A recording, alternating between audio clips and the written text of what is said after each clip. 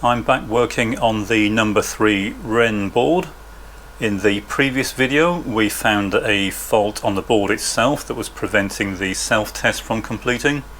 It was consistently failing the self-test on the test step number 2, which is the video RAM, and it was failing on the test for the 2 SRAMs. That turned out to be a board fault. One of the connections to the buffer that connects the SRAMs to the data bus was intermittent, and that was preventing the self-test from completing. This board has been particularly troublesome in that I'd take a couple of steps forward, get it to work to a certain extent, and then during further testing it would fail again. Or something different failing. It wasn't the same components failing each time. It's just been a whole range of different faults on this board, and this video is really a continuation of that. We resolved the faulty board issue in the previous video. I then started trying to track down what was causing the flaky behavior of this particular board, and the way the issue was manifesting itself was it would boot from floppy disk about 50% of the time, but it would only run for 10 or 15 seconds before the system would crash, and I could select things from the Wren menu, but as I say, after a few seconds the system would crash, and it was doing that relatively randomly. It was always at a different point. It wasn't the same key press or anything that was causing it to fail, so there was obviously something amiss. I started tracking that down. I found a multiplexer over here that was not reliably driving the circuits it was supposed to, so I replaced that, and that did improve things a little bit, but shortly after that the system failed again, and I'll show you what it's doing now. I'll power it up. I've got a boot disk in the drive, so I'll power it up.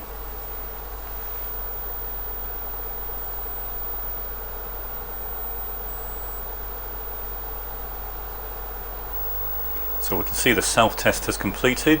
We've got the startup screen on the display, but the floppy drive, although it's spinning up, it's not now stepping through any of the sectors. So in other words, we've lost the ability to read data from the floppy drive. The way this system works is quite clever during startup. The self-test is quite clever as well, in that because the system's banked, the code would be very inefficient to try and test items that are not in the same bank as the code that's doing the testing. So there are some clever functions within the ROM that do the initial testing. So it starts off by testing the ROM itself. It then tests the main system RAM.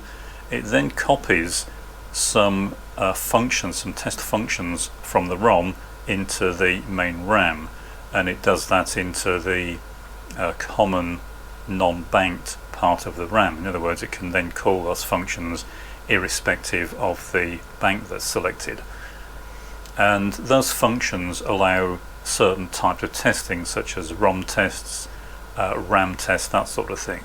And the functions accept several parameters: the start address, end address, and the bank that the item to be tested resides in, and that can then be called, and it returns the status of the test, failure or success, in the 0 flag.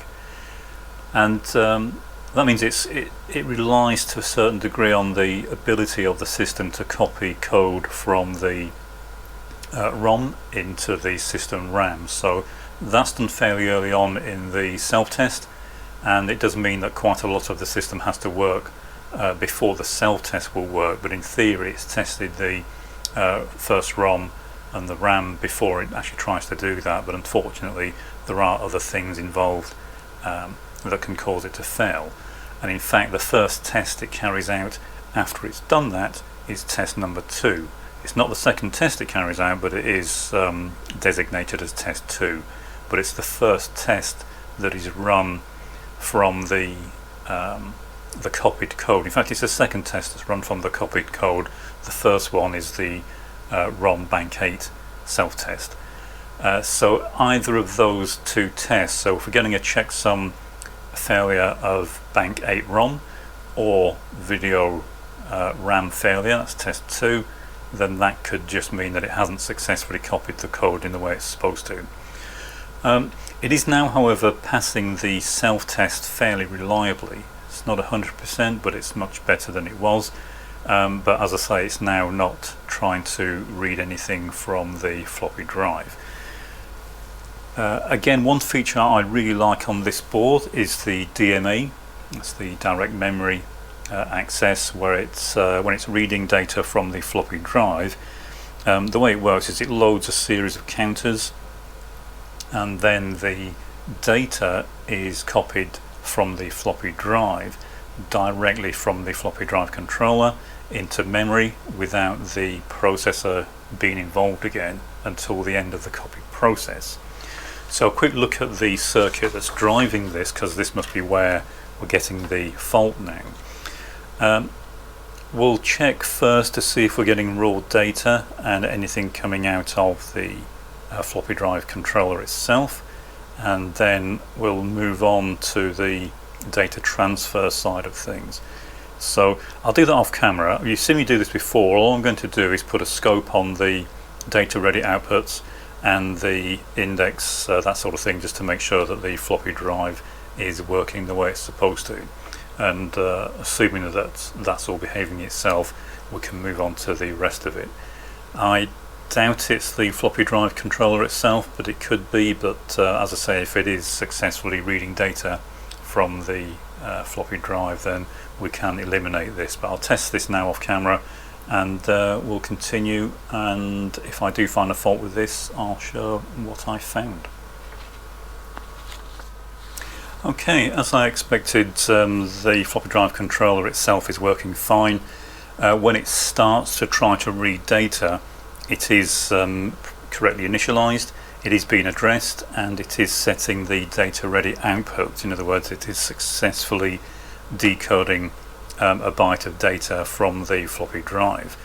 What happens then is the data comes out onto the data bus output of the floppy drive controller, and then depending on the address that's set for the DMA system, that's the source and destination addresses, then the data is copied through to the relevant address. This isn't happening, however, so this is where it's failing. So I suspect we've got an issue somewhere in this circuit. Now, the way this works is relatively straightforward. When the processor wants to use the DMA, it loads up these counters, and these counters are really used as address pointers, and then they can increment and point to the next address, and they'll keep doing that until the process is complete. So the way these are controlled is they are connected to the data bus via a couple of buffers. So we'll start off by looking to see if these buffers are being addressed, to make sure we're getting that far through the code that it is trying to load up the correct addresses. If it's doing that, we'll check to see what addresses are being loaded and if they're correct. But we'll start off by looking to see if these particular devices are being addressed, and we'll go from there. So we need to look at pin 1 and 19 on each of these. There are 3 in total. We've got one down here, one here, and one here, and these are U1, 2 and 3, which are all 74LS244s. We've got one down here, one here, and one up here, so it doesn't matter which one we look at. Pin 1 and 19 is common to all of them, and so we'll check whichever one we can get to first and see if it's actually been addressed. So I'll power the Wren back up. We'll check the first of these devices.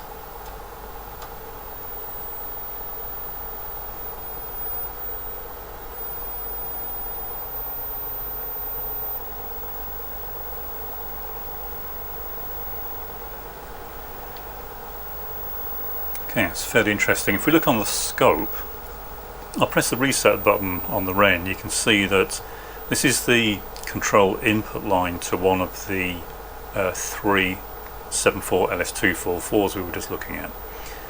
and they're all on the common line, so this and pin 19 should be the same, which they are.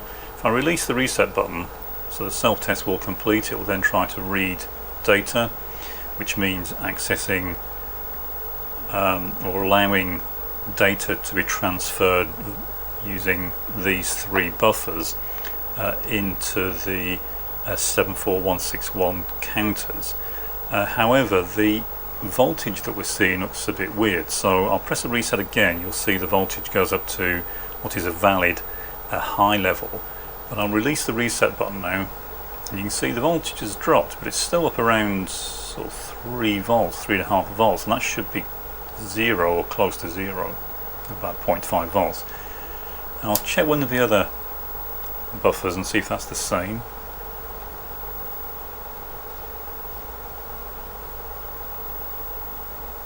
Which it is. And we'll check the third one. So yeah, they're all the same. I'll just switch the machine off. So the point we're looking at here on the schematic is pins 1 and 19 for these three buffers, and these are used to control access to the DMA counters, and we can see that the voltage on these lines is it's not high or low, so obviously it's not going to control the buffers correctly.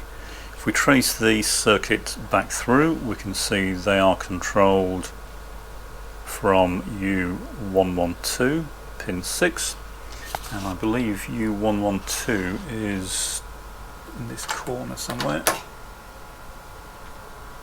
which it is. I doubt you can see this on camera, but it's the IC down behind the ribbon cable, and I can also see that pin 6, the track from pin 6 has been cut. Now, when I drew these schematics, I did not take into account any of the modifications. There's about 10 jumper wires that have been used to modify the layout of the board. But I drew these schematics using a combination of the original schematics and the boards themselves. But what I can see is that pin 6 going directly to this IC has been cut. So I just need to figure out how this has been modified. There are a lot of jumpers in this particular area, so I just want to find out exactly what changes have been made and see how this has been configured. I'll do that and get back on camera and see if we can make any progress. Okay, well, excuse the crudity of this drawing, but the way it's actually wired up with this modifications, we've got some wire jumpers down here, is the track has been cut where it comes out of pin 6 of this IC, so it's not going anywhere, and the input to a spare buffer in U57, which is a 7404, is connected directly to pin 5, so it's one of the inputs of this gate, and then the output is connected to the line we were looking at. So in other words, pin 12 is the output of this buffer, and that's the line we were looking at that has a weird signal on it. So we'll just check that. That's this IC down here. So I'll power the Wren back up. We'll check pin 12 on this line, and we'll check pin 13, and obviously they should be the complement of each other. So I'll power the Wren back up. I'll look at pin 13. Wait for the self-test to complete. So the self-test has now completed. We can see that that line has gone high, and that's the input to the inverter. We'll look at the output, and we can see that's obviously not right. So I'll turn the Wren back off. So either this buffer has failed, or there's an issue with one of the three buffers that it's driving. So I'll start off with the 7404. It's the most likely one to have failed. It's not getting hot. It's I just suspect that the lower part of the output has failed, and so I'll take this out, put a socket in, and then I'll get back on camera and we'll see if that resolves the problem. If not, we'll need to start looking at the circuits that it's driving to see if any of those have failed. This would tend to of course stop the DMA working. If it can't load the various counters, then the DMA just won't function and it won't copy data from anywhere to anywhere else. So I'll get this changed, get back in camera and see if that's helped. Okay, so I've taken out the buffer chip. We'll give it a quick test, and as we can see it has indeed failed. So before we plug a new device in and potentially blow it up, we'll measure the resistance from that line to the positive rail. If you recall, it wouldn't pull logs, so it's possible there's a partial short in one of the other devices that's pulling that line high. I'll get this cable out of the way before we start. Gives a bit more space to work with, and we'll get the test meter.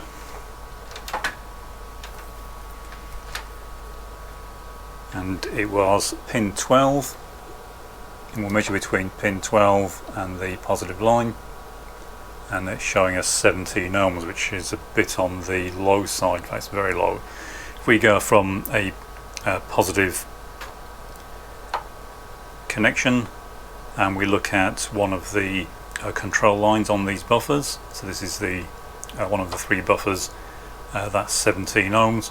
If we look at another device that we think is working correctly, same type, we can see that's way over 100 ohms, which is more in line with what we'd expect. I'll just reverse the meter probes just to make sure we haven't got some sort of parasitic diode leakage somewhere, and we'll do another measurement, and it's still showing as around 17 ohms, whereas another one is still over 100 ohms. So it's looking like we do have a partial short on one of the devices that's on that common connection. But looking back at the schematic, we can see there are a number of devices that are being fed from the output of this buffer. I've left the buffer out, as you can see, so we know it's not the buffer itself that's causing a problem now. And what we can do to try and narrow down which of these devices it is use an ohm meter and buzz out each one in turn and see if we can detect any differences, and we are of course looking for the lowest resistance. I can't use the unit T for this, it's not accurate enough, it doesn't have enough resolution, so instead I'll use the Agilent 34461A. Unfortunately I can't get that into the shot at the same time as the board, so I'll move the camera so you can see the meter, but what I'm going to be doing is measuring between pin 1 and pin 20 for these three buffer chips, and we'll look for the lowest resistance. I'll also do the same thing with any other inputs on that same line. There's another one over here, so we'll look for whichever one is lowest, and I'll measure it in both directions to make sure we don't have any diodes that are getting involved with it and giving us false readings. It is powered off. It's been powered off now for a little while. I've replaced the IC of course, so we know that in theory at least there shouldn't be any residual charge in any capacitors anywhere, but I'll move the camera and see if we can figure out which of these devices is causing a problem.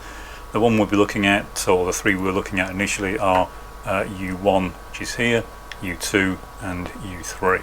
They're all 74 LS244s, and we'll see if we can figure out which one is most likely to be causing the problem. Okay, I've got some good quality leads here. I've got some very sharp tips on these to minimize any resistance that we'll introduce through the measurement. You may have seen a video I posted some time ago about the temperature effects of using probes, where you get a thermocouple effect because of the different material in the probe. So it's worth bearing that in mind when you're doing this type of work and looking for very low resistance changes or differences, because when you hold on to this you will be heating them up, and especially if you're heating up somewhere where there's a joint, either a solder joint or where these are plugged together, then you can see drift, and it can be quite significant if you're looking at very low resistance values. Okay, so what I'm going to do now is start measuring the resistance between pin 1 and pin 20. Pin 20 of course is the VDD terminal, and pin 1 is the control terminal where we're seeing this partial short. So looking at U1, we're seeing 16.9 ohms. You see it's drifting slightly. As I said, that's the temperature effect of me holding onto these probes. As long as we're consistent in the way that we hold them, we can still do comparisons between the three devices. So that's U1, it's around 16.9. We'll look at U2. That's a little over 17. We'll look at U3. And that's even higher. What I'll do now is reverse the probes, and so I'm doing this to make sure that we don't have anything else interfering with these readings, and we'll do it in the same order, starting with U1, so 16.9, U2, a little over 17, and U3, so even higher. So it's looking at the moment like U1 is the culprit. Okay, so we'll now check the other device that we saw on the same line. That's U22, and that's pin 5. So U22, so we'll go from the positive pin to pin 5, and we can see that's even higher than the other reading we were getting. And again, I'll reverse the probes.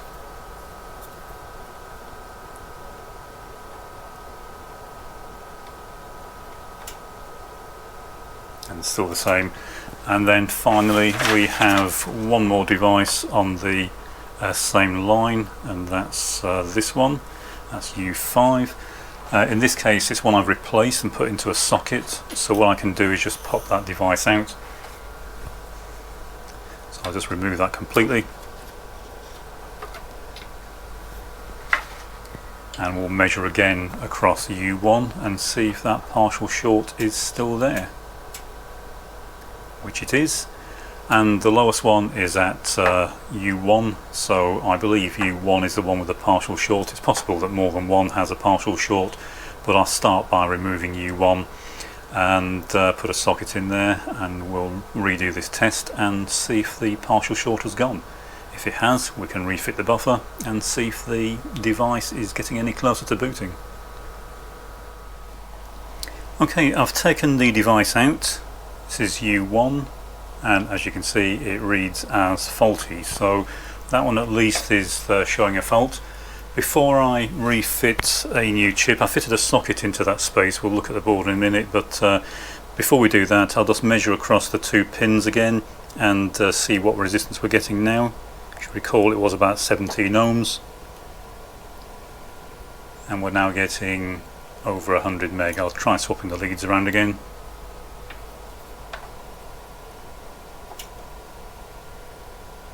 And we're getting 32k in that direction.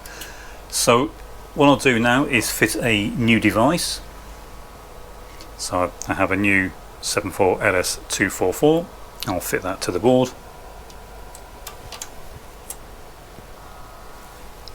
And I'll measure across the two pins again and see what we're getting now with all the ICs back in place. And we're getting around 100 meg that way round. I'll swap the leads back, and the other way around we are getting open circuit. So that's looking quite promising. The short, or the partial short, has definitely gone. I'll move the camera back down so you can see the board again. Okay, I'll refit the IC I took out for testing. And now we'll put a new 74LS04 in the original buffer location. Okay, so I have a new 74LS04. Reconnect the floppy drive.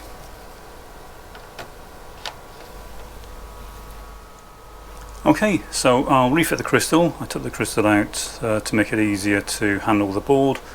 and we'll try and power it up and see if it gets any further.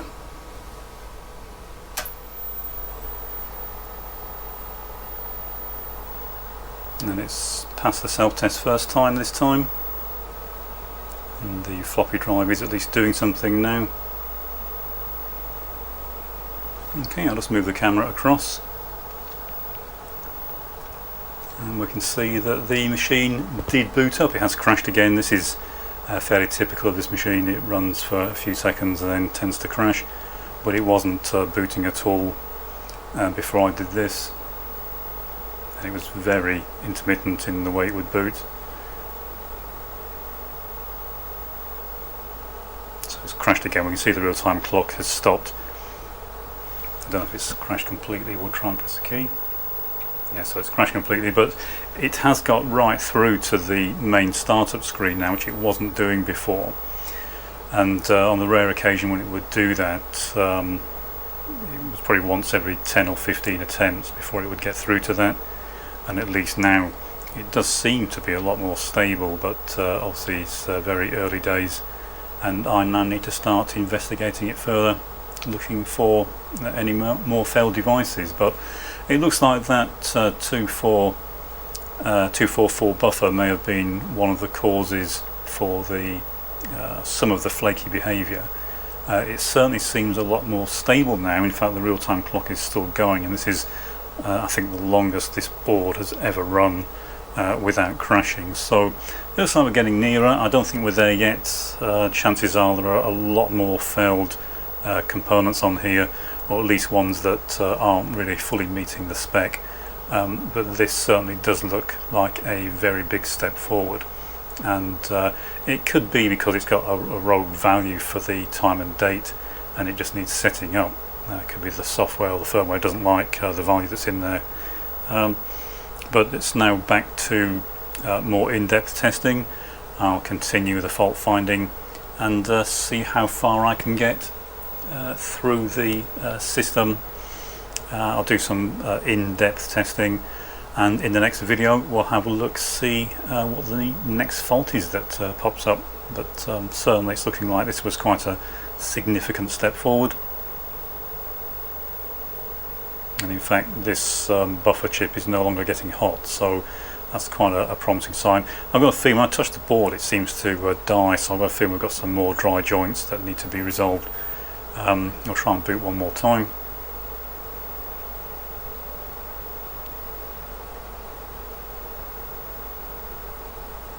And once again it's successfully booted, so that's very promising indeed. Certainly significantly more stable than it was previously, but I still think I've got a way to go with this machine before it's fully up to scratch. Any comments welcome, but hopefully at some point we will get on to actually doing some experimentation with the Wrens.